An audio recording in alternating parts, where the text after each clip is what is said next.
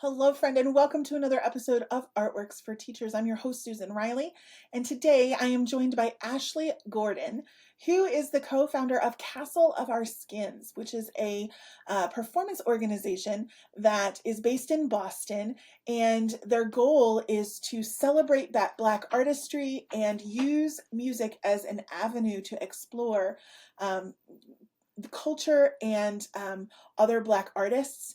It is a wonderful organization. And not only that, Ashleigh also is a fantastic violist in her own right. She's performed all over the world. She is a composer. She's written music. She's looked for so many different avenues of exploring our world and specifically Black culture through the arts, and has made incredible connections across areas as well. In their performances, you'll hear Ashleigh share how they connect with dance and other arts avenues, as well as current situations like political situations or other content that's going on in the world around them. It is such a powerful interview, and I'm so excited to share it with you today. So without further ado, here's Ashleigh. All right, well, hello, Ashleigh. I'm so thankful that you're joining us today on the show. Yeah, thanks for having me. Absolutely. So, for those who may not know you, can you give us a little bit of information about yourself, your background, and why you chose the viola as your instrument of choice? Sure. I these days like to consider myself, for an introduction, as a citizen artist, in the sense that I am part of my community. I am a recipient of, a benefactor of what is around me, and my medium through which I can engage is through music. So, citizen artist. I think the viola plays a lot into that, specifically because of how it operates in orchestra, how it operates in chamber music, most often as a connector, and very much, again, see myself as being a connector in a lot of ways. Very much enjoy chamber music and spend most of my days when I am engaged with music as a chamber musician. I also do a fair amount of arts administration.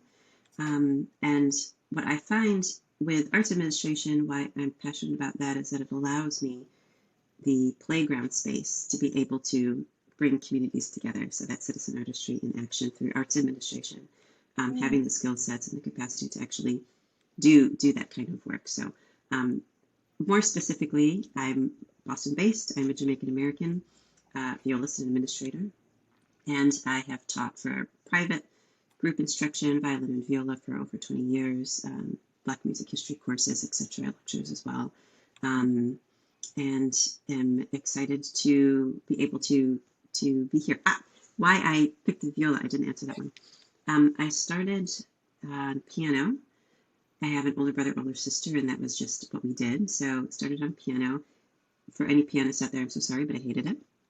And very much wanted to learn violin, and I'm not sure where that obsession came from. But I started in 4th grade in public school music education, so very much a fan of public school arts instruction, keeping that alive.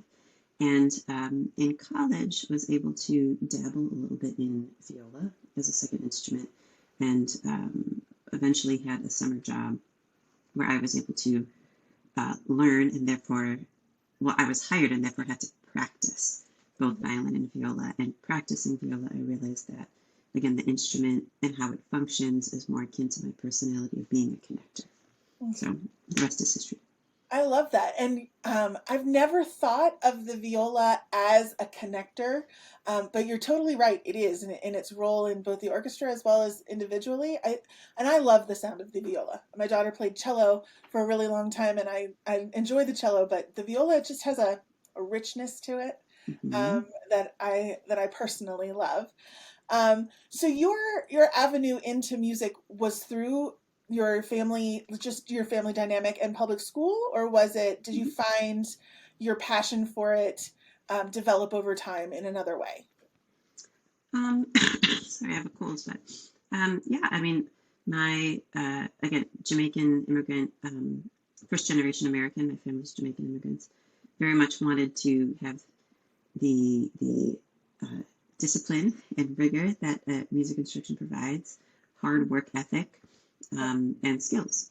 So we all, my siblings, and I'm the youngest, all engaged with music There was always music in the household. My father has a huge record collection of all sorts of styles, all sorts of genres of music, heavily focused on jazz. And so it was always in the house. It was always in the space. Had I not done music professionally, I would have done graphic design. So I was always writing children's books or playing or creating or just making stuff. Yeah. And so the idea with uh, music specifically, and also the arts administration, I'm able to just make stuff, make happenings, make music, make commissions, make sounds, just basically play all day. Yeah, that's beautiful. It's beautiful. And as a musician myself, I absolutely agree. It's just, it's a great medium to play with. Not that any of the other arts are not. It's just for me, it's just the natural avenue. So I'm so glad to hear that you have that as well. So you've been referencing your art administration, and I really want to dig into that a little bit because um, I don't typically hear from a lot of arts administrators. So I'm really curious about that role and how that evolved for you. How did you come into arts administration? Sure.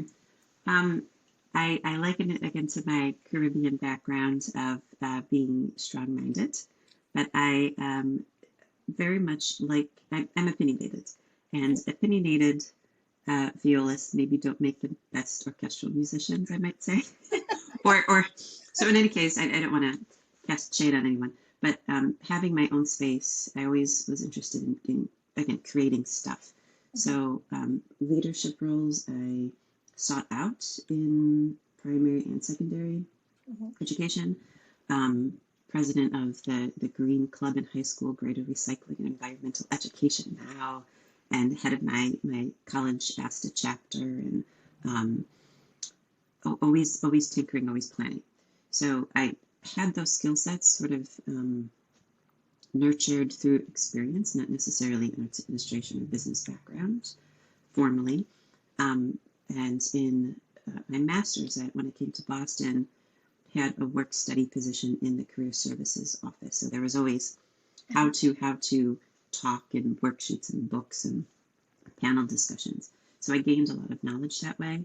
Very interested in contemporary music. I have another music degree in addition to viola performance in contemporary music specifically, and very interested in the idea of all music is new music, regardless of when it was written, and wanting to be able to uh, have an influence in how I can tell a story, how I can shape a story. I thought I would have my own string trio that commissions and performs new music and really be a key agent in how those stories are told, both on stage and the sort of curation of the stage. And then eventually morphed into the work that I'm doing now, which is still around the idea that all music is new music, so that storytelling aspect is important. And the work specifically is with Castle of Our Skins. I'm happy to share more about Castle of Our Skins as well. Yes, yes, I want to definitely talk about Castle of Our Skin. So, first of all, tell me about the name. Where did you come up with the name? Mm-hmm. So Castle of Our Skins takes its name from a Nikki Giovanni poem. Nikki Giovanni is one of my favorite poets, favorite authors, and minds. And the poem is for Nina Simone. And it's a paraphrase. It says that we're all imprisoned in the castle of our skins, and if that's the case, we're going to treat our skin as a palace, treat it like a castle, love it, adorn it with beautiful things, be proud to show it off. And so the idea, as it relates to Blackness, and specifically Black Americanness, pride, love, honor, celebration, um, joy, and Blackness are maybe not always in the same sentence, Yeah. and certainly historically. So the idea of just total celebration, love, 365, 7 days a week as it relates to the full spectrum of complexity of Blackness and really around the African diaspora. So not only Black American, but Caribbean, for instance, and African, and really wherever it's shown up historically and continues to show up. Oh, So yeah, the name encapsulates a lot of the work. that's amazing. So, tell us a little bit more about it. So, tell us about the organization, what it is, what you do, all of it. I'm very Sure. curious. Yeah. So it was co-founded in 2013 with myself and a Black pianist composer named Anthony R. Green. We met during our master's in Boston when we were students at the New England Conservatory. I say that we're alphabetical buddies, Ashleigh Gordon, Anthony Green. So we were always always in roll call next to each other. This predated, during our master's, predated affinity spaces, predated BSUs and colleges and conservatories, and what's seemingly to be a little bit more commonplace now.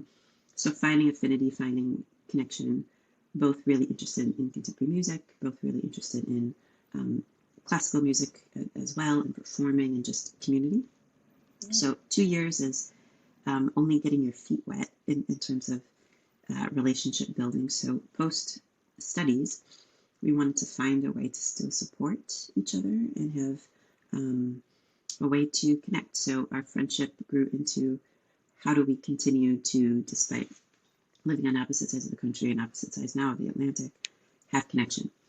And through a little bit of a curiosity, Google search, going into libraries, etc., that we all know now is just incredibly very easy, found that there's other Black performers, other Black composers that we can also explore and find connection with. So what started as one concert and one educational series back in 2013, 2014 has now grown into 11 series, and no shortage of stuff that we do. So Castle of Our Skins now, in this iteration, is a concert and education series that is dedicated to celebrating Black artistry through music. And we do that. Every space is an educational space, but in terms of the concert space, very interdisciplinary, as in thinking about griots, as thinking about culture bearers, telling stories, telling histories through movement, through music, through spoken word, through dance, being able to engage in all kinds of disciplines. So music plus, I would say, and very easily, like our name, which comes from a poem, engage with spoken word, engage with visual art, engage with dance, and yes, engage with chamber music and multimedia and all sorts of things. But the focus, the subject, again, like the name, is around Black artistry in the fullest. So that could be social activism, abolition, civil rights, and it can also be joy and Black love, and in the sort of full spectrum of humanity, as the full spectrum of Blackness is synonymous with that. Yeah. And the educational series, again, everything is educational, but specifically the education series involves workshops, interactive workshops, and more recently involves a bunch of publications for elementary, middle school, and high school students, as well as companion curriculum guides, so you can play, and more importantly, you can learn about Black artistry. That's amazing. Now, do you invite the students into the concert area, or do you go to the schools, or how does that work? Yeah, so most of our programming is free and family friendly, so that there's always an open invitation. We have a series of programs that we call edutainment recitals, so mixing education and entertainment, and that might look like, in my head, I very food oriented, so sort of tapas style, a moment of this, a moment of that, and then we contextualize. So in the span of 45 minutes an hour, you get quite a breath of what Black artistry could look like, what you may have thought it looked like, and then what it actually, the full spectrum of what it could look like. So we have programs like this. We have interactive workshops, one of which, for instance, is for solo narrating violist, called A Little History, that tells the stories of 9 different figures in Black history through original music, audience interaction, original poetry, sing and sort of, teach at the same time. That is something that we can bring into schools. We also right now are doing an intercollegiate Black Student Union Fellowship. We are based in Boston, so there's no shortage of academic institutions here. And being able to, certainly when I was a student, connecting within one school was hard enough, and then connecting within amongst schools is even harder. So inviting New England Conservatory, Monji is in the area, Boston Conservatory, Berkeley, Black Student Union or undergrad college students to find fellowship, professional development, social outings, and concertizing together. So in that sense, it's very experiential learning. And then to be able to get outside of Boston, again, these publications. For instance, we have a series of works for string quartet, professional string quartet, advanced string quartet, like a high school group, and elementary student strings on subjects of abolition and spirituals and freedom, for instance, with companion curriculum guides. And we've only been able to do it in Boston, so the publication aspect allows any educator anywhere to be able to bring that kind of educational experience into their classrooms without bringing a whole string quartet from Boston. So the educational ranges for sure. That's awesome. And I love the fact that you've published this curricular component, because I think it provides a set of equity across whoever needs it, right? That again, that is a cost barrier.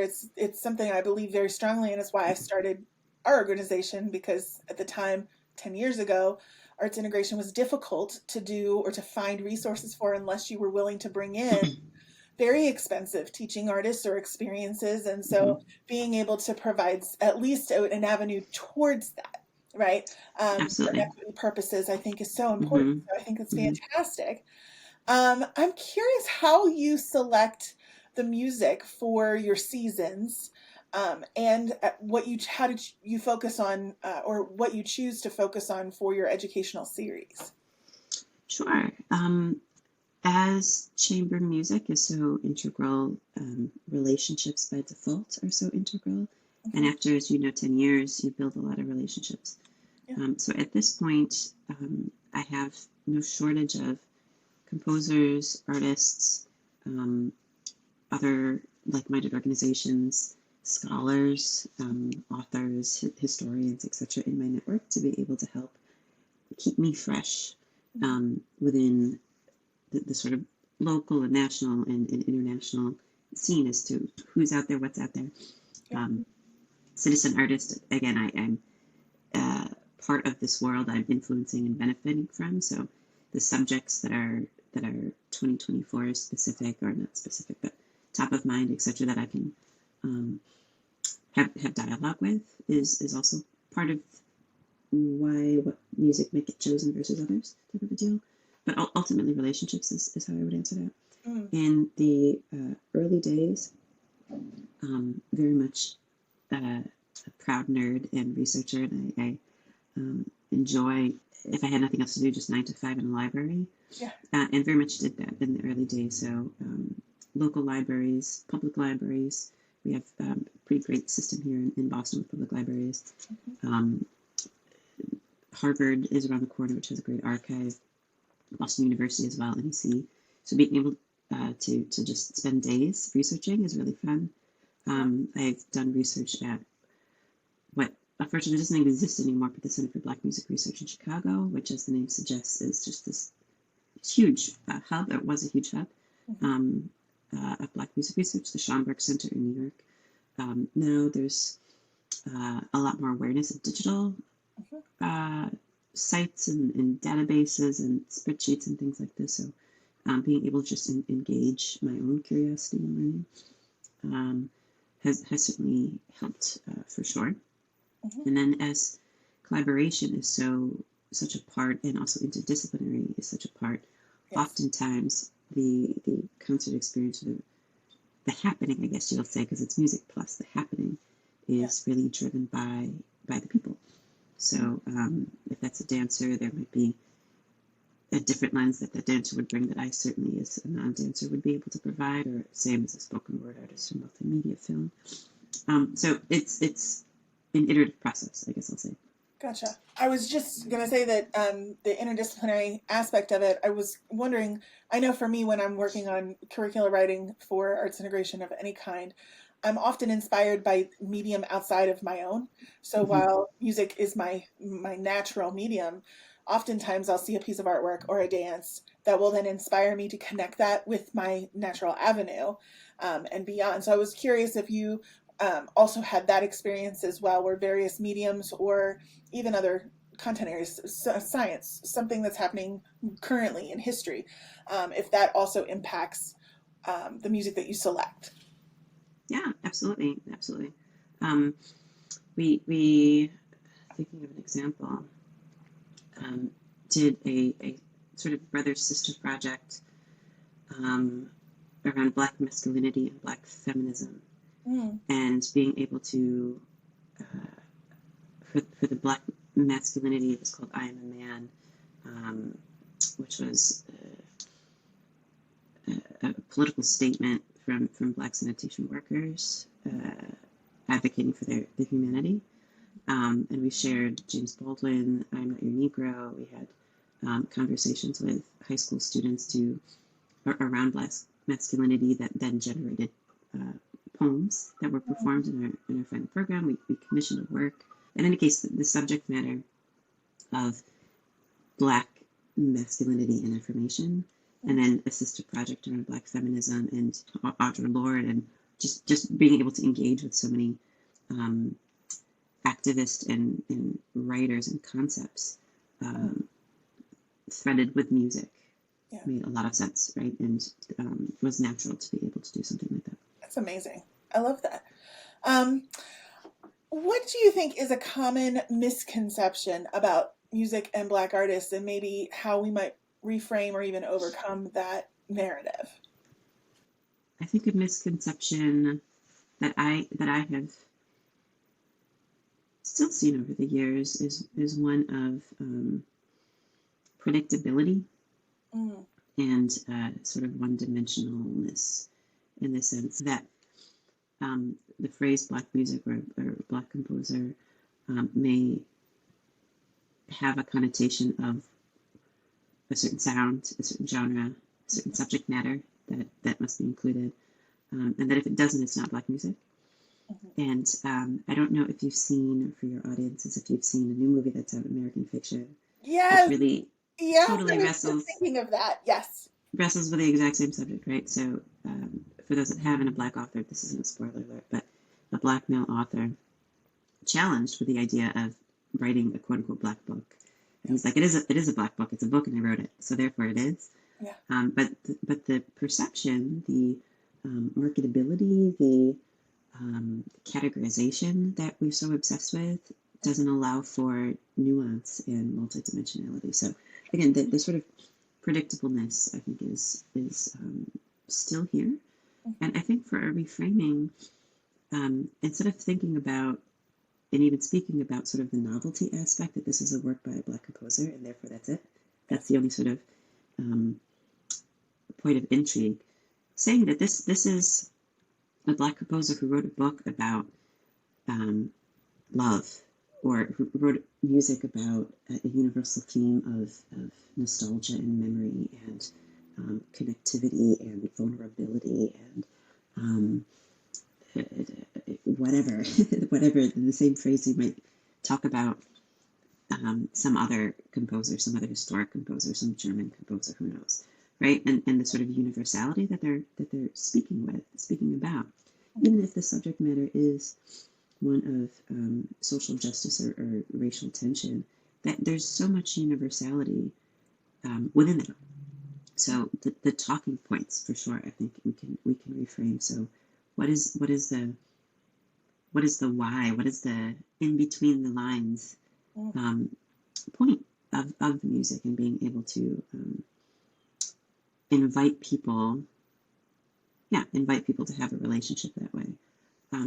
I think in one of the projects which I wanted to mention, going back to education, that we just launched this year, is hoping to do that, to sort of humanize more of the music.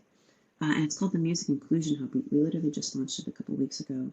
And it's designed to be this digital space for elementary through college educators to have culturally responsive resources. So Cass Loverskins, our contribution to this hub, are our scores. Some of those scores I already referenced as sort of side-by-side string quartet and student strings. And the idea is the curriculum guide helps contextualize and understand what social science, what politics, what even math, what sort of universal subjects and skill sets you might be able to work on with music by Black composers. So yes, there may be, and often is, a social justice lens or angle, but there's so much more. There's so much more that touches upon so many people. Also with that hub is other contributing partners, the Boulanger Initiative, which is a DC-based organization focused on promoting and advocating for women and gender marginalized composer. They have a database of about 10,000 entries at this point, also with curriculum guide to contextualize the humanity. And then another partner, Decomposed, which was based in Chicago, sort of a sister organization to us, with media around Black composers, again, with curriculum to show the humanity, the multidimensionality of these humans. Yeah, absolutely. And I'm going to make sure that we put all the links to all of those in our show notes so that people who want to go back and explore more and be able to find them can very easily.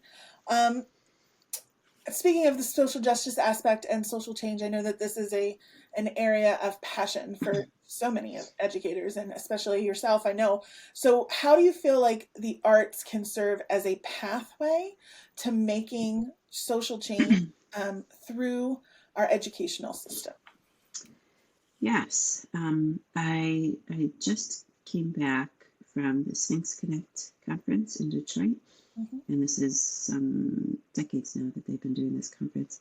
And there was a speaker, Arturo O'Farrell, who's a Mexican American pianist, composer, educator, and to paraphrase a bit of something he said, which resonated with me in thinking about this question, was that sort of the passion for him being a musician, the appeal of the arts, is that it allows people to gather around a campfire for truth, conversation, learning, to be provoked, right? To be provoked, to be the provoker, provocateur. And I think really uniquely through the arts, we have that capability of, again, touching someone's inside without obviously cutting them open, type of a deal, but being able to reach on a human level to the point where someone can be vulnerable, where they can have an emotional intelligence, where they can build a sense of trust to then have a difficult conversation. Mm-hmm. So kind of leaning into that, if we want to engage and inspire our students to have activism as it relates to understanding how history is related to the present and appreciating intersectionality and social justice, politics, climate change, etc. I think that leaning into that and infusing that so it's commonplace in the arts, it's not an add-on. It's not your extracurricular activity after school. It's not a once a month, once a week kind of subject, but it's threaded throughout. And an example that I can give is also based here in Boston with the Boston Children's Chorus, which also is decades old at this point. But it was founded by an activist, not a musician. And the activist knew that fundamentally threaded throughout the curriculum the idea of having children sing about LGBTQI rights. They did a project around child trafficking, middle schoolers, and were able to talk about that and learn about it. Global warming, racism, female empowerment. And then most importantly, not just singing, but very much in between the lines, learning, engaging, and not being shy about it as educators and as students. Mm-hmm. I think the challenge, I might say, to the listeners is sort of why are we teaching? Are we teaching for skill sets? Are we teaching for the technique aspect, teaching to a test? Mm-hmm. Or are we trying to really instill some life values for who will ultimately be our future leaders and future citizens? So in any case, I lean into that aspect of treating that campfire as a place of provocation, and that's sort of the foundation that I then build upon. Oh, what you were saying reminds me so much of the idea of cracking people open, whether they're comfortable with it or not, which then, of course, reminds me of Leonard Cohen's beautiful words of, the cracks are where the lights get in. I think I think so much of the turmoil that we've seen in education, the politics that have come in, the tension, sitting on that tension line. Often, when I have conversations with even my own family members that are very much have old ways of thinking, I would call it. It's very difficult sometimes to feel like there's something happening under the surface, and I think the arts, to your point, really allow that to happen in a non-confrontational way. It's really your interpretation of it, however you perceive that, and then hopefully at some point it cracks you open Right. to seeing something beyond what is currently in front of you. Um, Really quickly before we head out, I would love to know what you're most looking forward to this year, in your own work, as well as possibly like what's coming up in the world that you're most excited about. Sure. I'll reference again this Music Inclusion Hub since we just launched it, and expanding that, growing that, adding more Yeah, resources, and hoping that it does the job as we say it is, which is to impact children's lives. And I think more broadly, with Castle of Our Skins, with our work, we're expanding our team. I co-founded it, as I already referenced. I've been the executive artistic grant writer, marketing manager, all the things all of the what you things. can imagine for a Yeah, nonprofit. And so the expansion of the team, most recently with the hiring of an executive director, has allowed for me to sort of pare down my title to be artistic director and think about what is my perspective as what I think the direction of art is. And so just to foster my own cultural curiosity and continue my own learning and experimenting and growth. yeah, absolutely. Excited for that for this year. That's wonderful. That's wonderful. So where can people find out more about you, and can they find out where they can stay in touch? Because I'm sure a lot of listeners are going to have some questions and would love to connect further. Sure. So the easiest is through the organization, Castle of Our Skins. So you can look online, castleskins, plural.org. Also on Instagram, Facebook, Castle Skins, you can find us there. The Music Inclusion Hub, which I referenced, is linked through our website, so that's an easy one. Also, it's musicinclusionhub.com if you wanted to check that out specifically. And then my contact is also on the Castle of Our Skins and Music Inclusion Hub website, so you can reach out to me again. I'm Ashleigh Gordon. Fantastic. We will put all of that in the show notes so that people can it's a click away. Thank you so much, Ashleigh. This has been such a wonderful conversation for me, I know, but also I'm sure everybody who's listening is just delighted by your background and what you're doing currently, and your initiatives for the future. It's so exciting. So thank you. Thank you.